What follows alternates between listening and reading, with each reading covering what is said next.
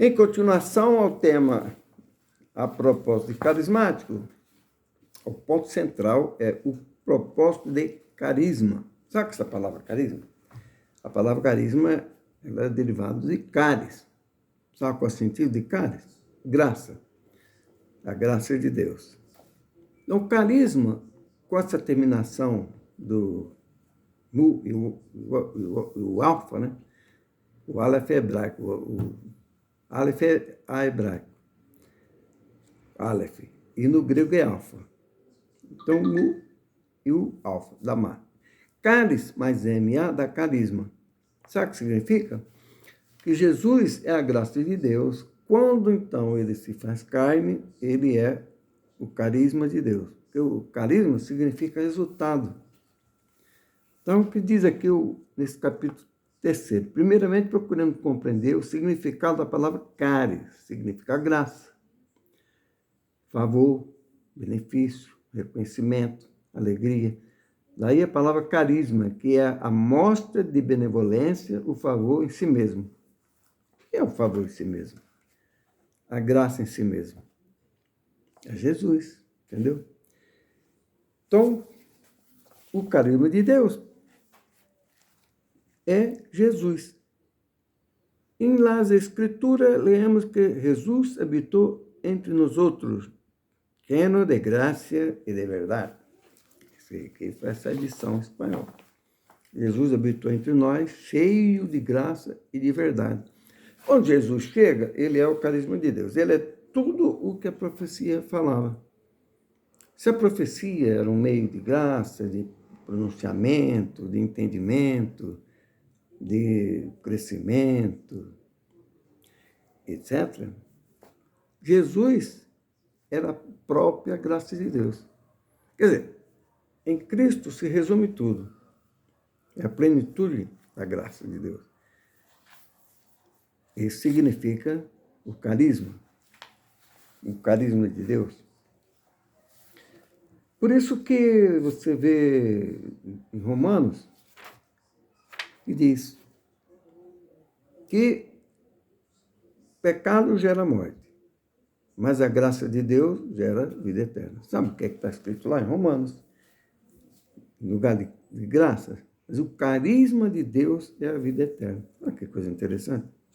Em Romanos 6:23. Carisma toteu, que é carisma de Deus.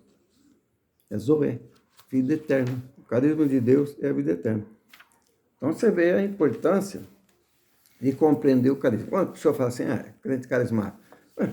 Carismático porque crê em Jesus. A questão é se a pessoa crê na contemporaneidade do Espírito. Tem igreja que não crê.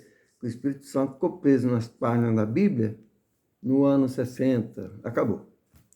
Antes ele se manifestava. Mas a partir do ano 60, ano 100... Teoricamente, quando fechou o cânone, quando os judeus se reuniram para dizer quais eram os livros da Bíblia e acabou, ele segue aquilo lá. Olha, fechou, não tem mais nada. Então o Espírito Santo apagou, ficou só o intelecto. Então a igreja é o pensamento. Mas todas as igrejas que Paulo fundou eram carismáticas, não tinha nenhum. Você quer saber? Porque não tinha nem seminário. Eles chegavam na cidade, reuniam e começavam a orar. O Espírito ia manifestando quem é que era o que ia ser o líder, até mesmo o pastor, com testemunho, tá, claro, da igreja.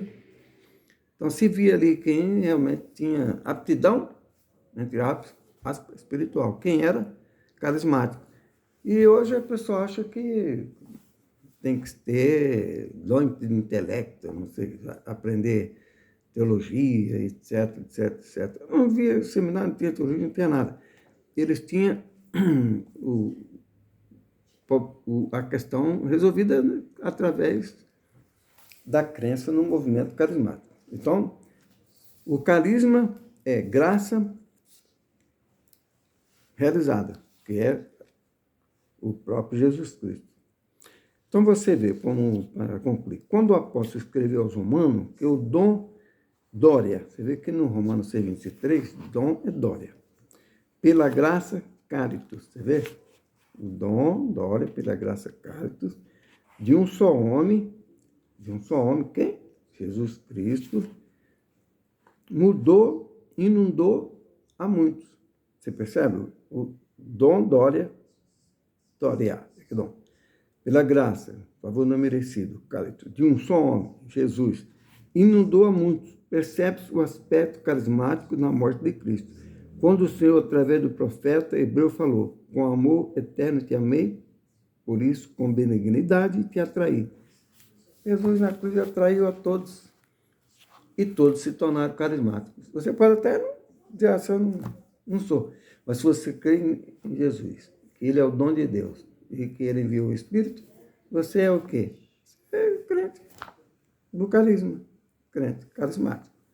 Deus abençoe e até a próxima.